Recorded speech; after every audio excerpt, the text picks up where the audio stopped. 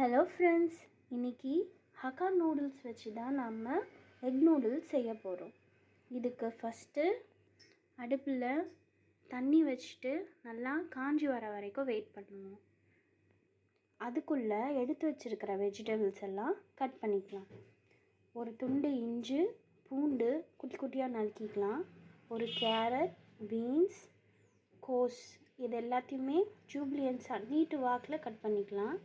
ஆனியனை ஸ்லைஸ் பண்ணி எடுத்துக்கலாம்.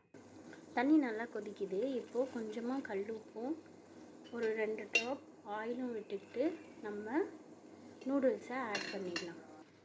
இதை நல்லா உள்ள தண்ணி முங்குற அளவுக்கு நம்மளோட நூடுல்ஸை அமுக்கி விட்டுடலாம்.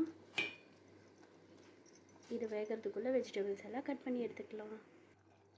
நூடுல்ஸ் நமக்கு நல்லா 3/4 வேக்காடு வெந்து வந்துருச்சு. இப்போ ஒரு ஸ்டெய்னரில் மாற்றி இதை வடிகட்டிட்டு பச்சை தண்ணியில் வச்சு வாஷ் பண்ணிக்கலாம்.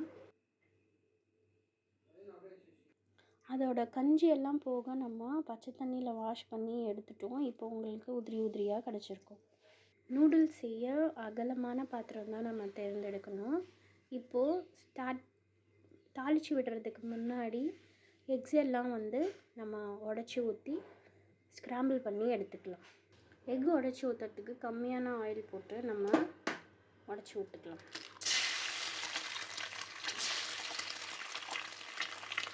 நான் 4 முட்டை உடச்சி ஊற்றிருக்கேன். எக் நல்லா சாப்பாடு நம்ம நூடுல்ஸில் வரணுன்னுட்டு. அவ்வளோ வேணாங்கிறவங்க ஒரு 3 எக் எடுத்துக்கிட்டால் போதும்.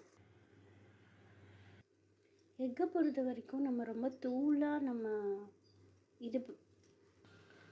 தூளாகிற வரைக்கும் மிக்ஸ் பண்ணாமல் நமக்கு வாயில் கடிபடுற மாதிரி எக்ஸ் பீசஸாக கிடைக்கணும்.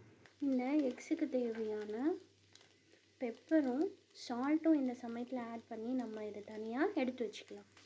4 எக்ஸுக்கு 4 பிஞ்ச் ஆஃப் சால்ட். அதே பேன்லேயே 2 to 3 tablespoons of oil add பண்ணிக்கலாம். எண்ணெய் காஞ்சதும் குட்டி குட்டியாக கட் பண்ணி வச்சுருக்கிற பூண்டு ஆட் பண்ணிக்கலாம். இஞ்சி பூண்டுக்கு அப்புறமா நம்ம குட்டி குட்டியாக கட் பண்ணி வச்சுருக்கிற பீன்ஸ், கேரட், கேபேஜ் எல்லாத்தையுமே ஆட் பண்ணிவிட்டு நல்லா வதக்கி எடுத்துக்கலாம். இது கூட நீங்கள் கேப்சிகம்ஸ் இருந்துச்சுன்னா கேப்சிகம் போட்டுக்கலாம். இது கூட ஆனியனையும் போட்டு நம்ம சாட்டே பண்ணி எடுத்துக்கலாம். இது வெஜிடபிள் ஆட் பண்ணுறதுல வெஜிடபிள்ஸ் 1 பார்ட் எடுத்துக்கிட்டோன்னா அதில் கேபேஜ் மட்டும் 2 பார்ட் எடுத்துக்கிறோம். ஸோ மற்ற வெஜிடபிள்ஸ் ப்ளஸ் கேபேஜ் 1:2 ரேஷியோவில் எடுத்துக்கிட்டோன்னா நம்ம நூடுல்ஸ் சூப்பராக வரும். இப்போது வெஜிடபிள்ஸ் எல்லாம் ஓரளவுக்கு வதங்கி வந்துருச்சு. இந்த சமயத்தில் நம்ம தேவையான சாஸ், சால்ட் அண்ட் காரம் ஆட் பண்ணிடலாம். ஒரு 1/2 spoon of soya sauce add பண்ணிக்கலாம். ஒரு 2 ஸ்பூன்ஸ் ஆஃப் டொமேட்டோ சாஸ். இது ஸ்பைசி டொமேட்டோ சாஸ். இது கூட 1 spoon of rock salt add பண்ணிவிட்டு வெறும் மிளகாத்தூள் ஒரு 1.5 ஸ்பூன். இப்போ நம்ம வதக்கி வச்சுருக்கிற முட்டை பீசஸும் இதில் ஆட் பண்ணி ஒன்று சேர கலந்து விட்டுக்கலாம். நல்லா கலந்து விட்டுட்டோம். இப்போது ஜூஸியாக வேணும்னா இந்த சமயத்தில் நீங்கள் தண்ணி ஊற்றி வேக வச்சுக்கலாம். ட்ரையாக வேணும்னா நீங்கள் அப்படியே இதில் நூடுல்ஸ் ஆட் பண்ணிக்கலாம். எல்லாத்தையும் இப்போ நம்ம ஒன்று சேர மிக்ஸ் பண்ணிக்க போகிறோம். இப்போ பார்த்திங்கன்னா நம்ம ஒன்று சேர மிக்ஸ் பண்ணிட்டோம். உங்களுக்கு நல்ல உதிரியாக கிடச்சிருக்கு. இப்போது இந்த நூடுல்ஸ் ஹீட் ஆகிற வரைக்கும் ஒரு 5 மினிட்ஸ் நம்ம என்ன பண்ணலாம், மூடி போட்டு ஒரு 5 to 10 மினிட்ஸ் நம்ம வேக விட்டுக்கலாம்.